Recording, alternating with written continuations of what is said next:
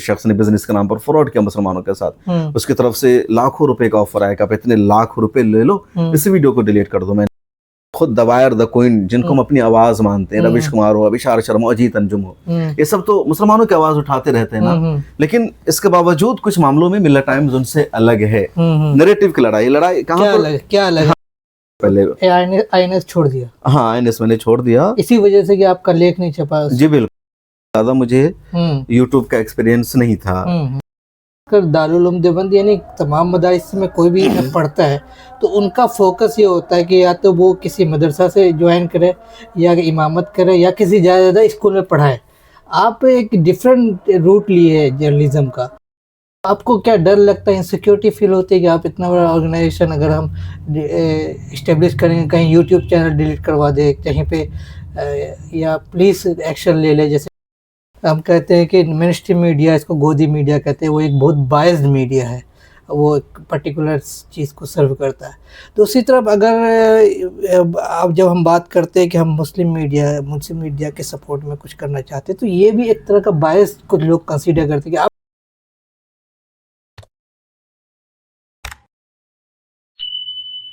इस बात से कोई इनकार नहीं किया जा सकता कि इस वक्त हिंदुस्तान के मुसलमान पर मीडिया का एक चौतरफा अटैक हो रहा है, मल्टी प्रोंज अटैक। इसके दफ़ा के लिए, मुसलमानों के लिए दफ़ा के लिए इस वक्त कोई भी मीडिया हाउस खड़ा नहीं है। उसके मुकाबले में कुछ मीडिया हाउस ऐसे कुछ डेवलप हो रहे हैं जो कि मुसलमानों की आवाज़ बनने की कोशिश में है। उनमें से एक बहुत प्रोमिनेंट नेम मिल्लत टाइम्स का है, और इस वक्त हमारे साथ मिल्लत टाइम्स के ऑनर फाउंडर शम्स तबरेज़ कासमी साहब हैं। आज हम इनसे बात करेंगे कि इनका जो जर्नलिज़म का जर्नी रहा है और फिर चैलेंजेस है मीडिया में इस सिलसिले में। शम्स भाई, आप दारुल उलूम देवबंद से फ़ारिग हैं। वहाँ से फ़ारिग होने के बाद आपने एक मिल्लत टाइम्स, जिसके पास अभी 2 मिलियन फॉलोअर यूट्यूब चैनल पे, ये मामूली बात नहीं है, एक ऐसे चैनल का आपने इस्टेब्लिश किया है। ये कैसे हुआ, आप बताएंगे इसके बारे में, ये आपकी जर्नी? बिल्कुल। अस्सलाम वालेकुम रहमतुल्लाहि व बरकातहू। बहुत शुक्रिया वक़ार भाई आपका। और जब मैं मदरसे में पढ़ रहा था तो पढ़ने के दौरान मेरी दिलचस्पी थी हालात हाज़रा को जानने में, करंट अफेयर्स में, और जो मुल्क के हालात हैं। मैं ज़्यादातर तारीख़ पढ़ता था, सियासत की किताबें पढ़ता था, तो मेरी दिलचस्पी थी। फिर जब मैं पढ़ता गया तो ज़माने के हालात को भी जानता गया, अखबारात भी पढ़ता रहा, मज़मून भी लिखने लगा, कुछ कॉलम वगैरह भी कुछ उर्दू अखबारात में लिखता था। तो मेरी दिलचस्पी थी कि मीडिया में जाना चाहिए, मुल्क के हालात से वाकिफ़ होना चाहिए, कैसे मुल्क और कौम की खिदमत करनी है, किन चीज़ों की हमारी कौम को ज़रूरत है। तो ये तमाम चीज़ें हमारे माइंड में, ज़हन व दिमाग में चलती रहती थी। उसके बाद इत्तेफाक से जब मेरी तालीम मुकम्मल हुई और जब जॉब का सिलसिला शुरू हुआ, तो दारुल उलूम देवबंद से आने के बाद मैंने जामिया से थोड़ी सी तालीम हासिल की। उसके बाद जब मैं जॉब तलाश कर रहा था, तो कहते हैं ना कि जो आप सोचते हैं, जो आपके ज़हन और दिमाग में चलता है, उस एतबार से आपको काम मिलता है। तो इत्तेफाक से मुझे जो पहली जगह काम करने का मौका मिला वो एक न्यूज़ एजेंसी थी, INS। तो INS में जब मैं गया तो शुरू में तो मुझे ट्रांसलेशन का काम मिला कि फॉरेन मिनिस्ट्री की प्रेस रिलीज़ होती है उर्दू से अंग्रेज़ी में, उससे उर्दू करना है, कुछ उर्दू का काम होगा, उसको अंग्रेज़ी में ट्रांसलेट करना है। बट वो न्यूज़ एजेंसी थी, तो मैं तो 1 घंटे का काम होता था। अब वो जो बकिया वक्त होते थे 7-8 घंटे, तो मेरे पास ऑप्शन था मैं बैठ के गुजार दूँ जी, या कुछ दूसरा काम करूं। जी। तो मैंने सोचा कि सैलरी तो मुझे बराबर मिलती रहेगी, मैं 1 घंटा काम करूं या 10 घंटा काम करूं। ज़्यादा प्रेस रिलीज आती नहीं थी, फॉरेन मिनिस्ट्री की प्रेस रिलीज है, उसका उर्दू में तर्जमा करना है, कभी कुछ उर्दू का काम है, तो ज़्यादा काम होता नहीं था ट्रांसलेशन का। लेकिन मेरा जो बेसिक काम था ट्रांसलेशन का था। तो मैंने सोचा कि अपने खाली वक्त का क्यों ना दूसरे कामों में हम इस्तेमाल करें। तो मैं न्यूज़ का काम करने लगा। PTI की न्यूज़ आती थी, उसको उर्दू में ट्रांसलेट करना, कहीं कुछ हुआ उर्दू लिखना, जो हमारे सीनियर थे मैं उनको दिखाता था, बहुत अप्रिशिएट कर रहे थे। जी फिर कंपनी को लगने लगा कि बहुत अच्छा काम है, जी। तो मैं न्यूज़ का प्रॉपर काम करने लगा। फिर मेरा प्रमोशन भी हो गया, मुझे सब एडिटर बना दिया, डिप्टी एडिटर बना दिया न्यूज़ एजेंसी में। और इस तरह एजेंसी के लिए लगातार मैं न्यूज़ लिखने लगा। तो इस तरह न्यूज़ में मेरा जो इंटरेस्ट है सब लोगों को समझ में आया, मेरी न्यूज़ राइटिंग अच्छी आई, न्यूज़ सेंस को लोगों ने सीरियस लिया। तो इस तरह मैं मीडिया से मुकम्मल तौर पर जुड़ गया, कुछ अखबारात में कॉलम वगैरह लिखने लगा। उसके बाद ही मैं उर्दू अखबारात में कॉलम लिख रहा था, तो एक अखबार ने एक मरतबा मेरा मजमून नहीं छापा। उनको लगा कि शायद ये ज़्यादा एंटी गवर्नमेंट है या कुछ और है, उनके मफादात पे या जहाँ से उनको एड मिल रहा था उस पर असर पड़ रहा था। तो उसके बाद मेरे जहन में आया ख्याल कि अपना एक मीडिया हाउस होना चाहिए जहाँ आपकी आज़ादी हो, लिखने की, पढ़ने की, बोलने की, इंडिपेंडेंट होना बहुत ज़रूरी है। तो उसके बाद मैं सोचता रहा, फिर दोस्तों से मशवरा किया, फिर मीडिया की अहमियत समझ में आई। तो मैंने देखा कि हमारे पास डिजिटल का ज़माना शुरू हो रहा है और मुसलमान यहाँ नहीं है। उर्दू के बड़े बड़े अखबारात निकलते हैं, वो बड़ी बड़ी कंपनियों के हैं, मुसलमानों के नहीं है। अंग्रेज़ी और हिंदी मीडिया में नहीं है, टीवी चैनल मुसलमानों के पास नहीं है। और ये 2015 का दौर था जब मेरे जहन में चीज़ें चल रही थी कि कंटिन्यू मीडिया के ज़रिए मुसलमानों के खिलाफ झूठा प्रोपेगेंडा हो रहा है, मुसलमानों को बदनाम किया जा रहा है, और मीडिया में मुसलमान नहीं, तो कैसे हम कर सकते हैं। तो फिर मेरे जहन में ख्याल आया कि हम एक वेबसाइट शुरू कर सकते हैं। अच्छा। तो चुनांचे सबसे पहले मैंने वेबसाइट शुरू की। अच्छा, उर्दू में पहले INS छोड़ दिया? हाँ, INS मैंने छोड़ दिया। इसी वजह से कि आपका लेख नहीं छपा? जी बिल्कुल। अच्छा। इसी वजह से।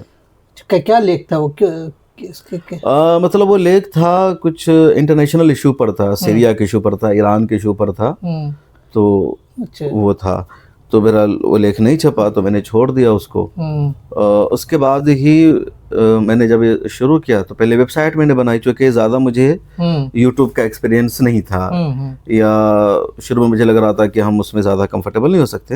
लिखने की मेरी आदत थी, तो मैंने सबसे पहले वेबसाइट शुरू की उर्दू में। तो वेबसाइट पे अच्छा फीडबैक आने लगा, लोग खबरें पढ़ने लगे, तज्जिया को पढ़ने लगे, बड़े बड़े जो राइटर्स थे वो अपना आर्टिकल भेज रहे थे छापने के लिए। फिर उसके बाद और दोस्त जुड़े, तो हमने अंग्रेजी में शुरू किया, हिंदी में शुरू किया। फिर 2018 के बाद बल्कि 2019 में हम लोगों ने यूट्यूब चैनल शुरू किया, जब हमें यूट्यूब में भी आना चाहिए। जब हमने यूट्यूब में शुरू किया तो यहाँ भी अच्छा रिस्पॉन्स मिला, हमारी खबरों को लोगों ने सपोर्ट किया। तो इस तरह मिलर टाइम्स की जर्नी बढ़ने लगी। मिलर टाइम्स को ज़्यादातर लोग अब यूट्यूब से जानते हैं, या जैसे आपने भी कराया कि मिलर टाइम्स के यूट्यूब पर 2 मिलियन सब्सक्राइबर्स हैं, लेकिन हम लोगों ने ज़्यादा वेबसाइट पर हमेशा फोकस किया, स्टोरी पर फोकस किया। और हमारी जो वेबसाइट उर्दू में थी 2017 में 18 में बहुत सारी ऐसी खबरें थी जिसको हमने ब्रेक किया था, मॉब लिंचिंग की, हेड क्राइम की, और द वायर ने, द पॉइंट ने, इन लोगों ने हमारी स्टोरी की बिहाफ पर अपनी स्टोरी चलाई, अपनी खबरें चलाई, क्योंकि इतनी पावरफुल हमारी खबरें होती थी। लेकिन हमारी खबरें उर्दू में होती थी तो ज़्यादातर वो उसकी रीच नहीं हो पाती थी, लिमिटेड ऑडियंस होती थी। अंग्रेजी में जो लोग उसी खबर को करके शाये करते थे उनको ज़्यादा रिस्पॉन्स मिलता था। तो बहरहाल वो तो हमारी कामयाबी थी कि हमारी खबर का दूसरी ज़ुबानों में ट्रांसलेशन हो रहा है, हमारी खबरें लोगों तक पहुंच रही, वही हमारा बुनियादी मकसद भी था।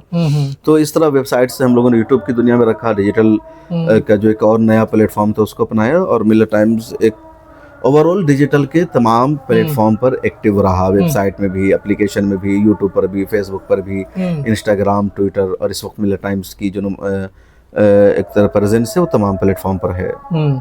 लेकिन ये होता है कि जनरली खासकर दारुल उलूम देवबंद यानी तमाम मदारिस में कोई भी पढ़ता है तो उनका फोकस ये होता है कि या तो वो किसी मदरसा से ज्वाइन करे, या इमामत करे, या किसी ज़्यादा स्कूल में पढ़ाए। आप एक डिफरेंट रूट लिए है जर्नलिज्म का, ये क्यों हो पाया? नहीं, मदरसे के बारे में जो है ना, खासतौर पर दारुल उलूम देवबंद या जो दारुल उलूम नदवा है, जो भी बड़े इदारे हैं, उसके बारे में एक गलत नज़रिया भी लोगों के बारे में कायम है। दारुल उलूम देवबंद कोई मामूली इदारा नहीं है। इस इदारे की जो बुनियाद की वजह है वो हिंदुस्तान की आज़ादी है। तो दारुल उलूम देवबंद में जब बच्चे पढ़ने जाते हैं तो उनको सिर्फ तालीम नहीं दी जाती, उनकी तरबियत की जाती है, और उनको एक फ़िक्र दी जाती है कि आपको कौम के लिए क्या करना है, देश के लिए क्या करना है। तो एक जज्बा दारुल उलूम देवबंद में जाने के बाद पैदा होता है, अरे दारुल उलूम देवबंद की बुनियाद में शामिल है। क्योंकि खुद दारुल उलूम देवबंद का जो क़याम अमल में आया था तो सिर्फ उलमा बनाने के लिए नहीं, बल्कि हिंदुस्तान की आज़ादी के लिए, वहाँ से फ्रीडम फाइटर को तैयार करना है, अंग्रेज़ों के ख़िलाफ़ लड़ने वालों को तैयार करने हैं, मुजाहिदीन की ऐसी फ़ौज तैयार करनी है, तो ये दारुल उलूम देवबंद का था। तो मिशन आज भी पाया जाता है। दारुल उलूम देवबंद में अगर कोई पढ़ने जाता है तो सिर्फ किताबें नहीं पढ़ता है, वो देखता है कि हमारे देश को किस चीज़ की ज़रूरत है, कौम को किस चीज़ की ज़रूरत है। तो ये फ़िक्र जो है देवबंद में पैदा होती है। तो मुझे भी देवबंद में पढ़ने के दौरान ये फिक्र पैदा हुई कि हमारी कौम को जरूरत क्या है, किस मैदान में हमें जाकर काम करना चाहिए। अच्छा। बेशुमार लोग मदरसों में पढ़ा रहे हैं, मस्जिद में इमामत कर रहे हैं, लेकिन हमारी जिम्मेदारी या देवबंद के फजला की जिम्मेदारी सिर्फ इतनी नहीं है कि मदरसों में पढ़ाई, बल्कि जिम्मेदारी हमारी है कौम की उस ज़रूरत को पूरी करना जिसकी कौम को ज़रूरत है। तो हमने देखा कि इस वक्त जो मिल्लत इस्लामिया है उसको सबसे ज़्यादा मीडिया की ज़रूरत है, क्योंकि हमारी कौम के पास मीडिया की ताकत नहीं है। हमारे पास पॉलिटिकल पार्टीज़ है, दूसरी पॉलिटिकल पार्टियों में भी मुसलमान हैं, हमारे पास बहुत सारी NGOs हैं, कहीं भी सैलाब आता है बेशुमार लोग जाकर के राशन पहुंचा देते हैं, काम करने लगते हैं। मुसलमानों के पास बहुत सारे मदरसे हैं, यूनिवर्सिटीज़ भी हैं मुसलमानों के पास कुछ ना कुछ, या स्कूल भी मुसलमानों के पास अपने हैं, लेकिन मीडिया हमारे पास नहीं है। एक भी टीवी चैनल नहीं मुसलमानों का। जो बड़ा अखबार है वो दैनिक जागरण का इनकलाब है, सहारा सुब्रत राय का था, दूसरी कंपनियों का था। तो छोटे मोटे अखबार अपने हमारे निकल रहे थे। डिजिटल का जमाना आ रहा है, द वायर शुरू हो गया, द कोइन शुरू हो गया, किसी की पॉलिसी हमारे हाथ में नहीं है। तो मीडिया में क्यों मुसलमान नहीं है? तो इस फिक्र ने मुझे मजबूर किया कि मुझे मीडिया में आना चाहिए। तो इस वजह से मैंने मीडिया में कदम रखा और मैंने सोचा कि इस वक्त जो इस्लामोफोबिया का दौरा है, मुसलमानों को टारगेट किया जा रहा है, बदनाम किया जा रहा है, वो ज़माना था जब कांग्रेस से बीजेपी की हुकूमत आई थी और 2009 के बाद से मीडिया में प्रोपेगेंडा हो रहा था। हम लोग तो ये समझ रहे, शायद ये आज के लोगों को बताया जा रहा है कि गोदी मीडिया का वजूद 2014 के बाद हुआ है। सच्चाई है कि 2010 के बाद ही शुरू हो गया था। जब भी देश में कहीं एक पटाखा फूटता था तो कहा जाता था ये दहशतगर्दाना हमला है और मुसलमानों का नाम ले लिया जाता था। देश में कहीं कोई बम फूटता था, कोई हमला होता था और जैसे ही उस हमले में मुसलमानों का नाम आता था तो उसको टेरर अटैक, आतंकवादी हमला कहा जाता था। अगर मुसलमानों का नाम नहीं आता था उसको कहा जाता था कि मामूली हादसा, पटाखा फूटा है। तो मीडिया ने 2010 से ही नैरेटिव बनाना शुरू कर दिया था और 2010 के बाद से चीजों पर हमारी नजर थी। तो हमने फैसला किया कि हमें अपना मीडिया बनाना चाहिए। व्हाट इज द मोस्ट, सबसे ज्यादा चैलेंजिंग क्या रही आपको ये इतने मीडिया ऑर्गेनाइजेशन की चैलेंजिंग थिंग आपको? चैलेंजिंग तो बहुत सारे हैं। देखिए, जब मैं आपसे बातचीत कर रहा हूँ तभी हमारे पास कोलकाता पुलिस ने एक नोटिस भेज रखा है। ट्विटर पर मैंने एक वीडियो पोस्ट कर दिया जिसमें CRPF के जवान खड़े थे और वहां पर पत्थरबाजी हो रही थी। मैंने लिख दिया कि इससे ज्यादा शर्म की बात क्या होगी कि वेस्ट बंगाल में CRPF मौजूद है और वहां पर पत्थरबाजी हो रही है, क्यों लगाया गया था। कोलकाता पुलिस ने नोटिस भेज दिया 2 पेज का कि आपकी ये जो वीडियो है, आपकी जो पोस्ट है वो लॉ एंड ऑर्डर के लिए खतरा है, CRPF पर लोगों का भरोसा कम होगा, है ना, आप इसको डिलीट कीजिए वरना आपके खिलाफ एक्शन लिया जाएगा। उत्तर प्रदेश में मेरे ऊपर FIR दर्ज हो चुकी है एक ट्वीट को लेकर के। अच्छा। बहुत सारी वीडियोस यूट्यूब की होती है जिसको पुलिस नोटिस भेज के इसी तरह डिलीट करवाती है, दबाव बनाती है। मिलर टाइम्स का एक फेसबुक पेज था जिसके 1 मिलियन से ज्यादा फॉलोअर्स थे साल 2021 में, और उस पेज को सरकार ने डिलीट कर दिया। अब बताइए कि हमारा पूरा एक असासा था, 1 मिलियन फॉलोअर्स थे फेसबुक पेज के और सबसे ज्यादा व्यूज जाते थे। 2021 में हुकूमत ने उसको डिलीट करवा दिया और अभी तक वापस नहीं आया, रिस्टोर नहीं हुआ, अभी तक रिस्टोर नहीं हुआ। हमने लगा तो फेसबुक ने कहा कि हुकूमत ने कराया है तो हम नहीं कर सकते जब तक सरकार अलाउ नहीं करेगी। सरकार रिस्टोर करने को तैयार नहीं है। तो आपको क्या डर लगता है, इनसिक्योरिटी फील होती है कि आप इतना बड़ा ऑर्गेनाइजेशन अगर हम इस्टेब्लिश करेंगे, कहीं यूट्यूब चैनल डिलीट करवा दे कहीं पे, या पुलिस एक्शन ले ले जैसे नोटिस बताया, आपको ये डर लगता है? ये डर, एक वसवसा तो हमेशा रहता है, लेकिन दूसरी तरफ हमें भारत के कानून पर, कॉन्स्टिट्यूशन पर, अदालत पर भरोसा भी है कि कुछ होगा तो हम अदालत का सहारा लेंगे, कानून का सहारा लेंगे, हमें इंसाफ मिलेगा, या एक खत्म होगा हम दूसरा कोशिश करेंगे। क्योंकि इनका तो एजेंडा है कि जो कोई भी सच बोल रहा है, कोई चैनल बना रहा है या एक अल्टरनेटिव वॉइस लेकर आया है तो उसको डराना, उसको उसके चैनल से महरूम कर देना हमारे साथ हो चुका है। किसी को डर लग रहा होगा कि उसका यूट्यूब चैनल हो सकता है डिलीट हो जाए, उसका फेसबुक पेज रिमूव कर दिया जाए, लेकिन मेरे साथ हो चुका है। मेरा फेसबुक पेज ऑलरेडी डिलीट हो चुका है, तो मैं इसको भुगत रहा हूँ। इसके बावजूद मैं पीछे नहीं हटा हूँ। एक पेज को उन्होंने डिलीट किया, मैंने दूसरा बनाया है। एक यूट्यूब डिलीट करेंगे, मैं दूसरा करूंगा। बस हमारी कोशिश है कि जर्नलिज्म के जो रूल्स है, जो एथिक्स है, उसके मुताबिक काम करना, उसको फॉलो करना और कानून के मुताबिक जर्नलिज्म करना। तो ये हमारी पूरी कोशिश है। अच्छा, अब जर्नलिज्म के एथिक्स की बात कर रहे हैं। एक बड़ा क्रिटिसिज्म होता है वो ये कि एक तो जिसको हम कहते हैं कि मेन स्ट्रीम मीडिया, इसको गोदी मीडिया कहते हैं, वो एक बहुत बायस्ड मीडिया है। वो एक पर्टिकुलर चीज़ को सर्व करता है। दूसरी तरफ अगर अब जब हम बात करते हैं कि हम मुस्लिम मीडिया के सपोर्ट में कुछ करना चाहते हैं, तो ये भी एक तरह का बायस कुछ लोग कंसीडर करते हैं कि आप भी तो बायस्ड हो, आप इसको कैसे डिफेंड करेंगे, कैसे इसको ये करेंगे? देखिए, मुस्लिम मीडिया कोई टर्म नहीं है, मीडिया इज मीडिया। मीडिया का कोई रिलीजन नहीं होता, कोई धर्म नहीं होता, उसकी कोई कास्ट नहीं होती है। तो मैं इसके खिलाफ हूँ कि कोई बोले कि मुस्लिम मीडिया है। मैं भी नहीं मानता हूँ कि mirror times is a Muslim media. मेरा ये है कि मीडिया में सच दिखाना चाहिए, जो मार्जिनलाइज कम्युनिटीज है उनको जगह देना चाहिए। अब इंडिया में देखेंगे तो 2-3 कम्युनिटी है जिसको मीडिया में ज्यादा जगह नहीं मिलती है, या मीडिया में जिनके खिलाफ हमेशा नेगेटिव प्रोपेगेंडा होता है। पहले नंबर पर मुसलमान है, उसके बाद दलित है, कुछ दूसरे लोग हैं। अब देखिए मीडिया हाउसेज में कितने मुसलमान काम कर रहे हैं, कितने दलित काम कर रहे हैं, नहीं है। तो और जो खबरें चलती है मेन स्ट्रीम मीडिया में वो मुसलमानों के खिलाफ चलती है सबसे ज्यादा। हमला दलितों पर भी होता है, दलितों की कहीं ये खबर ही नहीं दिखाते हैं।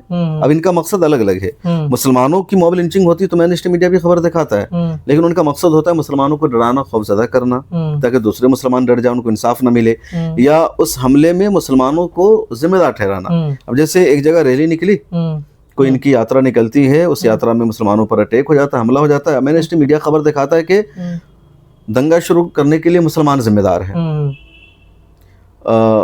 अब हम लोग वहां पर सच्चाई सामने लाते हैं कि दंगा कैसे शुरू हुआ, गुटखा खाने की वजह से, या मस्जिद पर झंडा लगाने की वजह से, या कोई और विवाद हुआ। जो रियलिटी है वो हम उसका जो सही पहलू होता है वो बताते हैं। दलितों की मॉब लिंचिंग होती है, दलितों को कहीं घोड़ा पर चढ़कर शादी में नहीं जाने दिया जाता है, तो मीडिया से उस खबर को गायब ही कर दिया जाता है, ताकि जो दूसरे दलित हैं उन पर असर न पड़े, वो बीजेपी से दूर ना हो जाए, वो नाराज ना हो जाए, इनके ऊपर जो जुल्म हो रहा है वो लोगों को पता न चल सके। तो दोनों का मकसद मीडिया का अलग अलग होता है। तो अब है क्या कि मीडिया में खबरें, यानी तमाम मीडिया में खबरों में मुसलमान हैं। अब मैंने स्ट्रीम मीडिया को उठाकर देख लीजिए, सबसे ज्यादा मुसलमानों के बारे में खबरें उनके यहाँ चलती है, लेकिन वो खबर निगेटिव चलाते हैं। अब हम भी मुसलमानों के बारे में खबर चलाते हैं, लेकिन जो सही खबर है वो हम बताते हैं, क्योंकि इस वक्त विलन जो है इंडिया में मुसलमान बना हुआ है, जुल्म मुसलमानों पर हो रहा है। दलितों की भी खबर हम दिखाते हैं, जिस कम्युनिटी पर अटैक होता है उसकी भी खबर हम बताते हैं। अभी पॉलिटिकल मामले चल रहे हैं, असम में सरकार बन रही है, या बंगाल में नई हुकूमत बनी है, तमिलनाडु का मसला है तो वो खबर भी हम दिखा रहे हैं। तमिलनाडु में विजय जोसेफ वहाँ के चीफ मिनिस्टर बन रहे हैं, तो हमने उसके बारे में भी स्टोरी की है, किसने नुमाया किरदार अदा किया है। एक बंदा जो पहली मरतबा सियासत में कदम रखता है, 2 साल में उसकी पार्टी ने 208 सीटों पर जीत हासिल कर लिया, अमेजिंग। तो हमने उसको भी कवर किया है। तो ऐसा नहीं मुसलमान पे कवर नहीं करते आप, हम सर हर एक चीज को कवर कर रहे हैं, तमाम इश्यूज को कवर कर रहे हैं, और सही नजरिए के साथ हम कवर कर रहे हैं। ऐसा नहीं कि मेन स्ट्रीम मीडिया जिसको कवर कर रहा है हम नहीं कर रहे, या जिसको रवीश कुमार कवर कर रहे हैं हम नहीं कवर कर रहे। अब ईरान की जंग है, पूरी दुनिया ईरान जंग को देखना चाहती है, तो दूसरे मीडिया वाले भी तो वही कर रहे हैं ना। हिंदुस्तान को कौन ऐसा यूट्यूब चैनल है, कौन ऐसा मीडिया है जो ईरान जंग को कवर ना कर रहा हो? मैं भी कर रहा हूँ, लेकिन क्या है कि हम सही नजरिया दिखा रहे हैं। इंडियन मीडिया इजराइल को सपोर्ट कर रहा है। जो मेन स्ट्रीम मीडिया है, इन खासकर न्यूज़ चैनल है, इनका ये भी कहते हैं कि मुसलमान के कवरेज के हिसाब से हम सच्चाई दिखा रहे हैं। हम कहते हैं कि यही हुआ है, जो हम सच बोलेंगे, जैसे आप सुने होंगे एंकर्स वगैरह के, सच बोलो तो आपको लग जाता है, ऐसा इस तरह की बात है। तो आप उसके इस चीज को कैसे देखते हैं? वो तो भी क्लेम करते हैं कि हम सच देखिए, वो तो है ना कि कोई भी अपनी दही को खट्टी दही नहीं बोलेगा। फैसला आवाम करती है कि किसकी खबर सच है, किसकी खबर झूठ है। तब यही गोदी मीडिया जिसने कहा था कि हमने इस्लामाबाद पर कब्जा कर लिया है, इंडिया की फौज कराची एयरपोर्ट पहुंच चुकी है, या लाहौर इंडिया का हिस्सा बन गया है, आसिम मुनीर को अरेस्ट कर लिया गया है। तो अब देखिए, अब ये आवाम फैसला करेगी किसकी खबर सच है, इंडियन मीडिया की खबर सच है या हमारी खबरें सच है। तो दावा तो हर कोई करते, आवाम फैसला करती है। इस वक्त इंडिया में अगर आप सर्वे कर लीजिए, आप चले जाइए और सिर्फ 100 लोगों से पूछिए कि आप इंडियन मीडिया की खबर पर भरोसा करते हैं, या जो शम्स तबरेज़ कासिमी और इस तरह के जर्नलिस्ट है इनकी खबरों पर भरोसा करते हैं। तो मुझे लगता है कि 100 में से 99 लोग तो यही बोलेंगे कि हम गोदी मीडिया की खबरों पर भरोसा नहीं करते हैं। एक तरफ वो मीडिया है, इनके पास पैसा है, पावर है, और मतलब हर चीज़ है, पूरी फोर्स के साथ ये अपना जो भी नैरेटिव है चलाती है। एक तरफ आप लोग हैं बहुत ही कमज़ोर, उतना आप लोगों के पास पैसा नहीं है, ना आपके साथ पावर है, कभी भी पुलिस आपके खिलाफ एक्शन ले सकती है, नोटिस भेज सकती है। आप कैसे डिफेंड करेंगे? कैसे आप इसके सामने आप टिक पाएंगे? देखिए, अल्लाह ताला की ज़ात पर भरोसा है, अल्लाह ताला की ज़ात से उम्मीद है।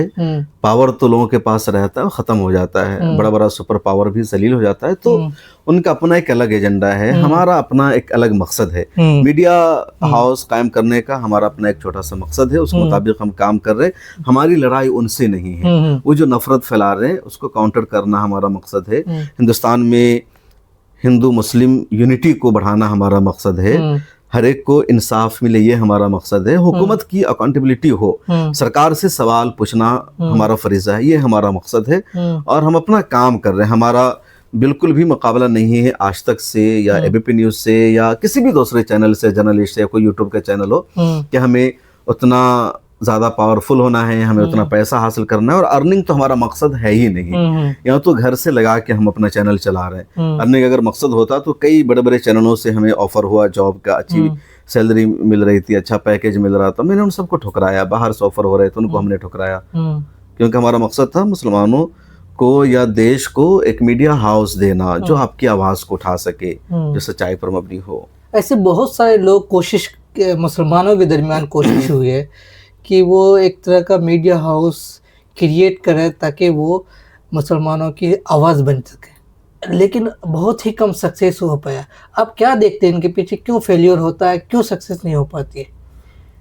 मेरे ख्याल में जो मीडिया का ज़माना है, सोशल मीडिया का ज़माना है, तो यहाँ सब्र ज़रूरी है, प्लानिंग ज़रूरी है, हौसला ज़रूरी है, और लंबे अरसे तक आपको एक तरह से इसमें पैशन और सब्र रखना पड़ता है, तब कामयाबी मिलती है। बहुत सारे लोग आते हैं, उनको लगता है कि यूट्यूब पे पैसा बहुत है, तो पैसा कमाने के लिए यूट्यूब चैनल कायम करते हैं, 1 साल मेहनत करते हैं, पैसा नहीं आता है, छोड़ छाड़ के चले जाते हैं। तो यूट्यूब पैसा कमाने की जगह नहीं है। पैसा मिल जा रहा है, अच्छी बात है, लेकिन पैसा कमाने की जगह नहीं। जो न्यूज़ का कंटेंट होता है उसके देखने वाले कम होते हैं, जो फालतू कंटेंट होते हैं उसको देखने वाले लोग ज्यादा होते हैं। पर इंडिया का सर्वे है कि इंडिया में 10 से 15% लोग ही न्यूज़ देखते हैं ओवरऑल, है नहीं। बकिया जो 85% लोग हैं, 80% जो इंडिया की आवाम है, वो अगर इंटरनेट पे कुछ देख रही है, टीवी चैनल पर देख रही है, तो कोई ड्रामा देख रहा है, सीरियल देख रहा है, फिल्में देख रहा है, फनी चीज़ों को देख रहा है, तो न्यूज़ देखने वाले कम लोग होते हैं। तो न्यूज़ के कंटेंट में पैसा नहीं है, तो बहुत ज़रूरी है कि आपको ऊपर से सपोर्ट हो, अच्छे लोग हो। बहुत सारे लोग इस वजह से भी फेल हो जाते हैं कि उनको कम्युनिटी का सपोर्ट नहीं मिल पाता। आप किसी से काम लेंगे, सैलरी देना पड़ेगा, मीडिया हाउस के लिए पैसा चाहिए, और जब कम्युनिटी का सपोर्ट नहीं मिलेगा तो यकीनन फेल होगा। बगैर सैलरी के कोई कब तक काम करेगा, या जज्बात से सिर्फ मीडिया नहीं चलते हैं। तो इंडिया में जो कम्युनिटी है उनके नज़दीक मीडिया की वैल्यू नहीं है, अहमियत नहीं है, मीडिया को सपोर्ट नहीं करते। इस वजह से भी ज़्यादातर मीडिया हाउसेज जो है वो नाकाम हो जाते हैं। यूट्यूब से रेवेन्यू आ नहीं पाता। रेवेन्यू सोर्स अगर आप मतलब मीडिया को अगर आप रेवेन्यू का जरिया बनाते हैं तो फिर मीडिया हाउस कायम करने का जो मकसद है उसमें आप कामयाब नहीं हो पाएंगे। किसी का एड चलाएंगे तो एडवर्टाइजर को ज्यादा व्यूज चाहिए, ज्यादा व्यूज के लिए आप स्टोरी करेंगे तो फिर काम की स्टोरी आप नहीं कर पाएंगे। अगर ज्यादा व्यूज नहीं आए तो आपको एड नहीं मिलेगा। वो एड दे रहा है तो बोलेगा कि हमारी मर्जी के मुताबिक स्टोरी चलाओ, तुम कांग्रेस के खिलाफ मत चलाओ, तुम बीजेपी के खिलाफ मत चलाओ, तो बीजेपी से हमारा रिश्ता है। तो इस वजह से एडवर्टीजमेंट या बिजनेस करने के लिए जो लोग कोशिश करेंगे तो यकीनन कामयाबी के इम्कान। आपको कभी ऐसा आया है कि ये स्टोरी मत चलाओ किसी पॉलिटिशियन या किसी से? कभी बहुत आता है, मैं इग्नोर करता हूँ। किस तरह की स्टोरीज ऐसे रोक रहे? बहुत सारे, मतलब क्योंकि मैं सेंटर में रहने की कोशिश करता हूँ, तो मैं ये नहीं देखता हूँ कि सिर्फ बीजेपी ही मुसलमानों के दुश्मन है और कांग्रेस ही मुसलमानों की खैर खा, या सिर्फ बीजेपी की हुकूमत में मुसलमानों के साथ ज्यादती हो रही है और कांग्रेस की हुकूमत में नहीं हो रही। तो मेरा ये रहता है कि जहां मुसलमानों के साथ ज्यादती हो रही है, दलितों के साथ ज्यादती हो रही है, किसी के साथ नाइंसाफी हो रही है, उसको दिखाना, किसी एक पार्टी या किसी एक सरकार को विलन बनाकर पेश नहीं करना। अब कई स्टेट ऐसे हैं जहाँ कांग्रेस की हुकूमत है और वहाँ मॉब लिंचिंग होती है, वहाँ मुसलमानों को मारा जाता है, तो मैं उसको भी दिखाता हूँ। मैं सवाल करता हूँ कि यहाँ कांग्रेस की हुकूमत है, यहाँ भी पुलिस ने वही किया जो उत्तर प्रदेश में पुलिस कर रही है। यहाँ कांग्रेस की सरकार है, यहाँ भी मुसलमानों के घरों पर बुलडोजर चलाया गया। अब बीजेपी की सरकार में मुसलमानों के घरों पर बुलडोजर चलता है तो तमाम अल्टरनेटिव मीडिया वाले रिपोर्ट करते हैं, दवायर में स्टोरी छपती है, अरफा खानम आकर बोलती है, रविश कुमार आकर बोलते हैं। लेकिन कर्नाटक में कांग्रेस की सरकार है, वहाँ मुसलमानों के घरों पर बुलडोजर चला तो किसी ने आकर कुछ नहीं बोला, लगता कुछ हुआ ही नहीं। तो मेरी कोशिश ये होती है कि अगर बीजेपी के स्टेट में मुसलमानों पर जुल्म हो रहा है उसको भी मैं बताऊं, कांग्रेस में हो रहा है उसको भी बताऊं।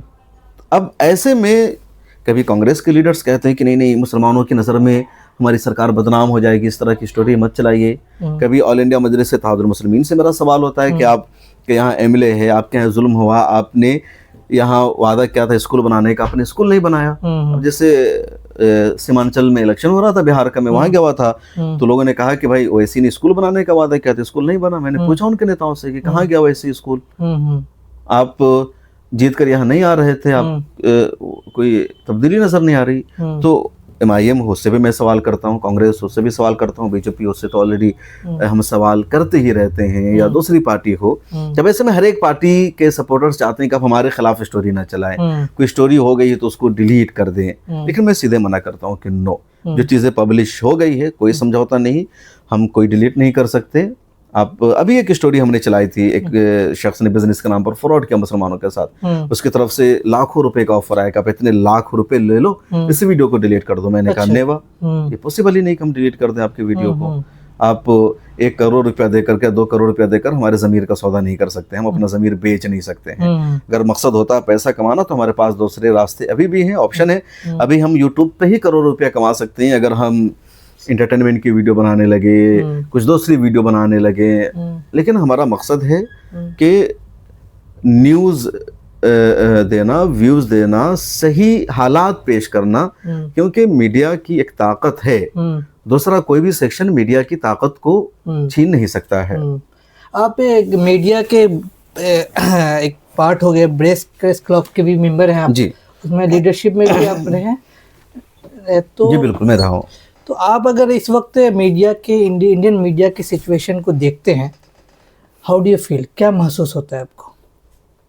देखिए इंडिया में तो मीडिया बचा ही नहीं, खासतौर पर जो मेन स्ट्रीम मीडिया है, जिनके पास टीवी चैनल है, सैटेलाइट है, बड़ी बड़ी स्क्रीन है, वो मीडिया के नाम पर नफरत फैला रहे हैं, वो मीडिया के नाम पर इंटरटेनमेंट की चीज़ें लोगों को दे रहे हैं। और जिस तरह टीवी चैनलों का एक तरह से वो बनता है, सेट बनता है, उसी तरह मतलब फिल्मों का एक सेट बनता है, अब टीवी चैनल वाले अपना सेट बना रहे हैं। तो इंडियन मीडिया का जो स्टेटस है पूरी दुनिया में डाउन हो चुका है, जो आलमी रैंकिंग है वहाँ इंडियन मीडिया की जो हालत है पाकिस्तान से भी ख़राब है, बांग्लादेश की मीडिया से भी ख़राब है। तो शर्म की बात है, हालांकि भारत की डेमोक्रेसी बहुत अहम है, यहाँ की जमहूरियत बहुत पुरानी है, तो इंडियन मीडिया का स्टेटस बहुत डाउन हो चुका है। और किसी भी देश की तरक्की में, उसकी तामीर में मीडिया का बड़ा रोल होता है। इंडियन मीडिया बिल्कुल घुटनों के बल गिर चुकी है। अब देखिए हम अपना मुकाबला अमेरिका से करते हैं, अमेरिका हालत जंग में है, ईरान से अमेरिका जंग लड़ रहा है, और अमेरिका का मीडिया अपनी ही सरकार के खिलाफ खबर चला रहा है। न्यूयॉर्क टाइम्स ट्रंप से सवाल कर रहा है, New York, Washington post, wall street journal लिख रहा है कि अमेरिका जंग हार गया है, न्यूयॉर्क लिख रहा है कि अमेरिकी सदर ट्रंप ने अमेरिका का नाम बदनाम कर दिया है, वहाँ ईरान की तारीफ हो रही। क्या इंडिया में आप उम्मीद रख सकते हैं कि इंडिया की किसी के साथ जंग चल रही हो तो आप यहाँ अपनी सरकार से एक सवाल पूछ सकते हैं कि इंडिया ने क्यों अटैक किया, इस जंग में इंडिया ने क्या हासिल किया, या क्या आपको कामयाबी मिली? तो यही New York times, Washington post Israel से कोई सवाल नहीं कर सकते जब वो गाजा पे और वहाँ पे गलत हेडलाइन चलाते हैं। ऐसे बहुत क्रिटिसिज्म होता है ये अमेरिकन मीडिया का इस मामले में। देखिए दो चीज़ है, हाँ बहुत अच्छा सवाल आपने किया। एक है सरकार के खिलाफ लिखना और एक होता है पॉलिसी नैरेटिव। तो एक लड़ाई है वेस्ट की, है नहीं, मुस्लिम वर्ल्ड से। तो नैरेटिव के मामले में वेस्टर्न मीडिया कोई हमारा खैर खां नहीं है, वो हमारे खिलाफ नैरेटिव चलाता है। अब उसको समझिए कि वेस्टर्न मीडिया का अपना एक एजेंडा है कि वेस्टर्न आइडियोलॉजी को सपोर्ट करना, आगे बढ़ाना, और वो लफ्जों से खेलता है।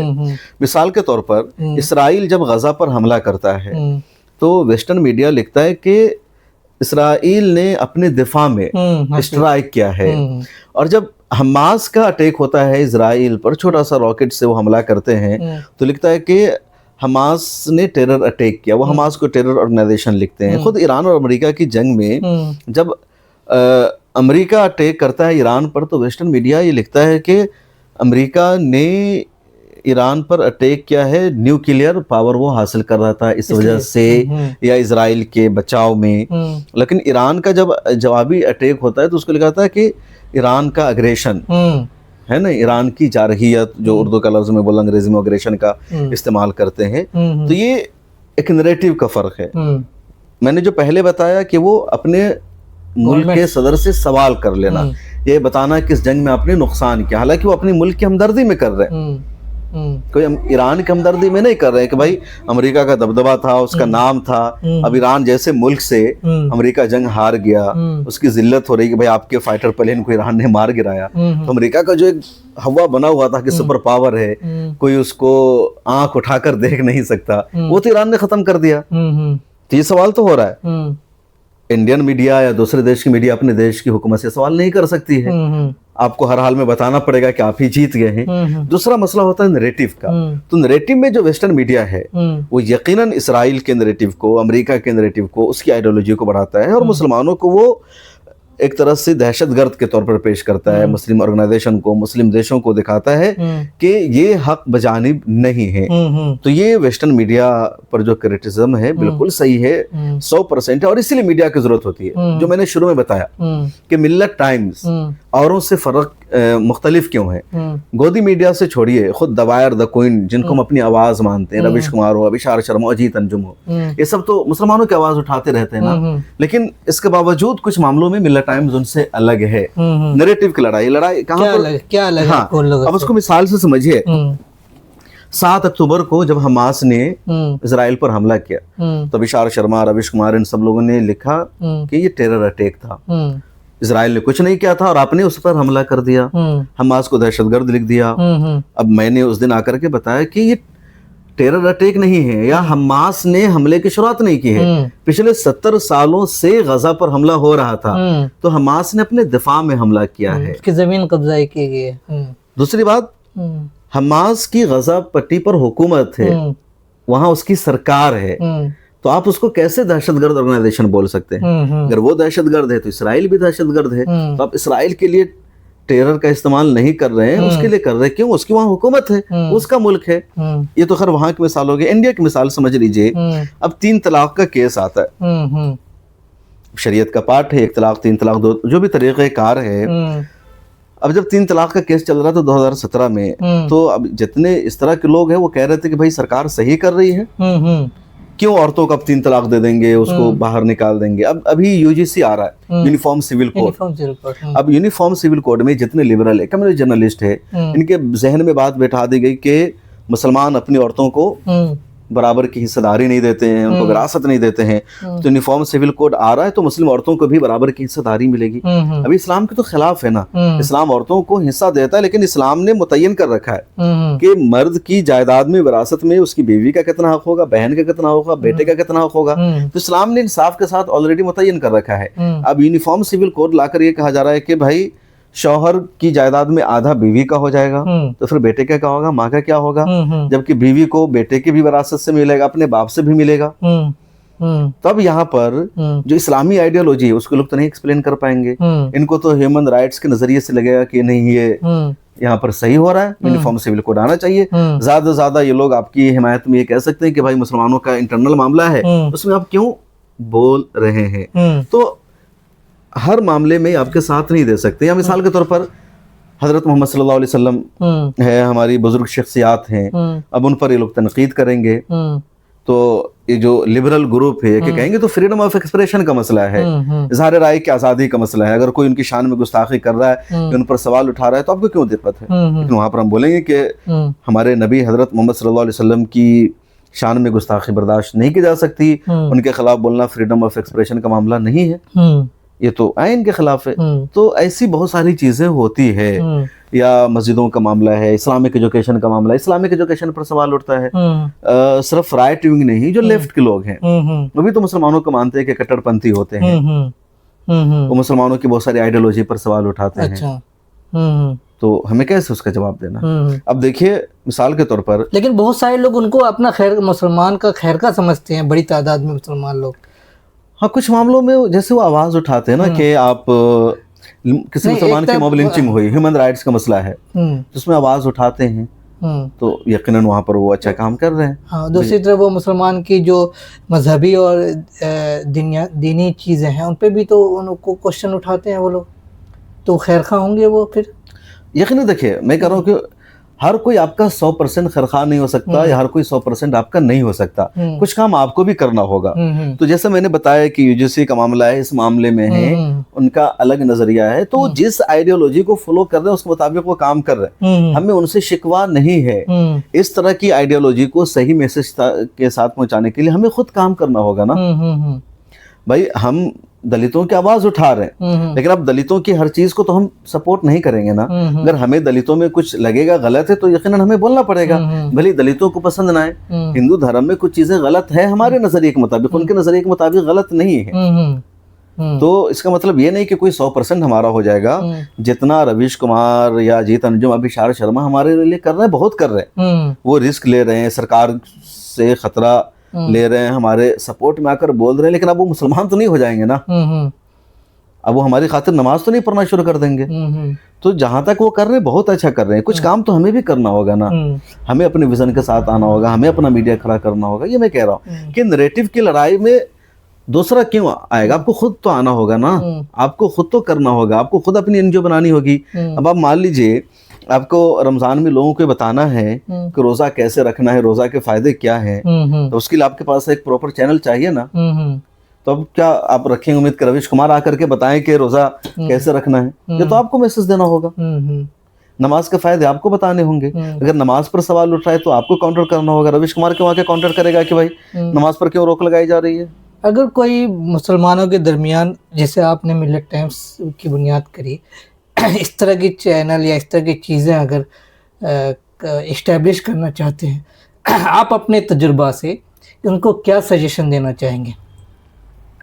मैं पूरी तरह सपोर्ट करने को तैयार हूँ। मैं तो कहूँगा कि जो लोग चैनल खोलना चाह रहे हैं अपना, तो सबसे पहले उन्हें किसी एस्टेब्लिश्ड मीडिया हाउस में, डिजिटल आउटलेट में 2 साल काम करना चाहिए, सीखना चाहिए कैसे काम होता है, कैसे स्क्रिप्ट लिखी जाती है, कैसे एंकरिंग करनी है, कैसे ग्राउंड पर जाकर रिपोर्ट करना है, कैसे ग्राफिक बनाना है, कैसे वीडियो एडिट करना है। तो 2 साल किसी अच्छे जर्नलिस्ट के साथ मिलकर काम करना चाहिए, सीखने को मिलेगा। उसके बाद आइए, यूट्यूब का प्लेटफॉर्म है, मुकम्मल आज़ादी है, एक पैसे का इन्वेस्टमेंट नहीं, काम कीजिए। काम यूट्यूब पर फ्री में भी काम हो सकता है, पैसा भी लगता है। जैसे इस वक्त आप मोबाइल से रिकॉर्ड कर रहे हैं, कोई कैमरा से रिकॉर्ड करता है, कोई बेसिक एडिटिंग करेगा, कोई बहुत अच्छी क्वालिटी वाली एडिटिंग करेगा, तो उसी पे पैसा खर्च हो सकता है। तो बेसिक से शुरू करना चाहिए और धीरे धीरे कामयाबी मिलती है, आगे बढ़ते जाएंगे। और मेरा ही मशवरा है कि जो काम भी आप कर रहे हैं, चैनल शुरू कर रहे हैं, तो आपकी नीयत में खुलूस होना चाहिए। अगर नीयत सही होगी तो कामयाबी मिलेगी। हम जैसे लोग सपोर्ट करने को हर वक्त तैयार हैं। जब किसी को भी कोई यूट्यूब चैनल शुरू करना है, कोई मीडिया हाउस कायम करना है, Shams Tabrez Qasmi is always available to support him. Darul Uloom Deoband से आप फारिग हैं, और सिर्फ दारुल उलूम देवबंद नहीं है, तमाम तरह के मदारिस, ये कुछ तरह के एक एजुकेशन को लेकर किसी लेवल पे क्रिटिसिज्म का सामना करना पड़ता है। कभी मतलब कुछ तरह के अलग अलग तरह के लोग अलग अलग क्रिटिसिज्म करते हैं। कुछ लोग उसको मतलब चेंजेस की बात करते हैं, कुछ चेंजेस होने चाहिए। तो आप इसको, इन क्रिटिसिज्म को कैसे देखते हैं? और अब आप फारिग होने के बाद आप अगर मदरसा की एजुकेशन को देखें तो क्या आप चाहेंगे इसमें किसी तरह का चेंजेस हो कि या इसी तरह कंटिन्यू चलता रहे? देखिए वक़ार भाई, मामला क्या है कि मदरसों में पढ़ने वाले मुस्लिम बच्चों की तादाद सिर्फ 2 से 4% है। हिंदुस्तान में मुसलमानों की जितनी पॉपुलेशन है 15%, 15% का जो 100% है, उसमें से 2 से 4% बच्चे मदरसों में पढ़ते हैं। बाकी 94% बच्चे कहाँ पढ़ रहे हैं? स्कूल और कॉलेजेस में पढ़ रहे हैं। अब जितने लोग क्रिटिसिज्म करने वाले हैं, तनकीद करने वाले हैं, वो स्कूल और कॉलेजेस पर ध्यान नहीं दे रहे, मदरसों पर ध्यान दे रहे हैं। वो चाह रहे मदरसे अपना निसाब बदल ले, मदरसे से निकलने वाले डॉक्टर बने, मदरसे से निकलने वाले इंजीनियर बने, मदरसे से निकलने वाले जर्नलिस्ट बने। तो जब सब कुछ मदरसे में पढ़ने वाले ही बनेंगे तो दूसरे क्या करेंगे? मदरसे का बुनियादी मकसद है दीनी तालीम से आरास्ता करना, एक फिक्र देना। फिक्र पैदा होगी तो सब कुछ करेगा। वो डॉक्टर नहीं बन सकता, लेकिन 50 डॉक्टर को पैदा कर सकता है। वो यूनिवर्सिटी कायम कर सकता है, कॉलेजेस बना सकता है। तो मदरसे का असल काम है फिक्र देना। मदरसे से बच्चे जो पढ़कर निकल रहे हैं उनके अंदर फिक्र पाई जाती है। अब सियासत को उठाकर देख लीजिए, सोशल वर्क को उठाकर देख लीजिए, एजुकेशन के काम को उठाकर देख लीजिए, हर एक फील्ड में मदरसे वाले आज भी सबसे ज्यादा हैं। तो ये काम लोगों को नजर नहीं आता। और उसी 2% मदरसे के पीछे लोग पड़े रहते हैं कि चेंज करो, तब्दीली करो। दरअसल ये लोग चाहते हैं कि मदरसों का जो एक इम्पैक्ट पड़ रहा है सोसाइटी पर, उसको ख़त्म कर दिया जाए। क्या इम्पैक्ट? मदरसे से निकलने वाले स्कूल कायम कर रहे हैं, कॉलेजेस बना रहे हैं, मुझे जैसे लोग मीडिया में आ रहे हैं, बहुत सारे शोबे में काम कर रहे हैं। उसके अलावा मदरसे वाले इस्लामी फिक्र के साथ काम करते हैं, तो इर्तिदाद की राह में वो रुकावट बन रहे हैं, लोगों को गुमराह होने से बचा रहे हैं, लोगों को नमाजी बना रहे हैं। वो समझा रहे हैं कि मजहबी अक़दार के साथ कैसे आपको जिंदगी गुजारनी है, कैसे आपको चलते फिरते दीन की दावत देनी है। वो इंसानों को इंसान बनाते हैं, खाना कैसे खाना है, सोना कैसे है, किसी गैर मुस्लिम के साथ कैसे पेश आना है, आपको मुलाकात कैसे करनी है, मेहमान नवाजी कैसे करनी है, ये सारी चीजें मदरसा सिखाता है। अब लोग चाहते हैं कि नहीं, मदरसा से निकलने वाले उसी तरह रहे जिस तरह यूनिवर्सिटी के निकलने वाले होते, तो फिर मदरसा मदरसा नहीं रह पाएगा, यूनिवर्सिटी बन जाएगी। 94% बच्चे हैं ना, आप उनके फिक्र कीजिए, उनके लिए कॉलेजेस बनाइए, यूनिवर्सिटी बनाइए, यूनिवर्सिटी में उनका कितना प्रमोशन हो रहा है उसका ख्याल कीजिए, उस पर कोई काम नहीं हो रहा। तो ये जो तनकीद करने वाले हैं, मुझे लगता है मदरसों का भला नहीं सोच रहे हैं, मदरसों को नुकसान पहुंचाना चाहते हैं।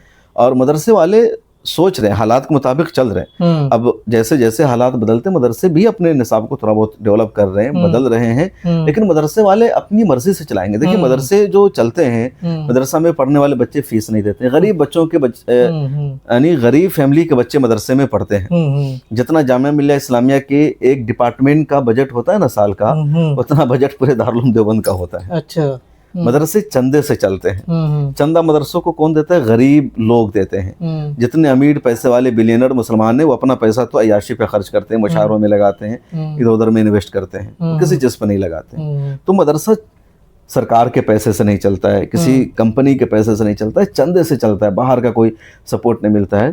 तो मदरसे को देखना होता है कि हमारी लिमिट क्या है, हमारा दायरा क्या है। जो दीन पढ़ाने वाला बेचारा 10,000 रुपए में मदरसे में पढ़ा रहा है, जो लोग साइंस पढ़ाएंगे वो 10,000 में पढ़ाएंगे बच्चों को? नहीं पढ़ाएंगे। उनको बोलेंगे 60,000 की सैलरी चाहिए, 1 लाख सैलरी चाहिए।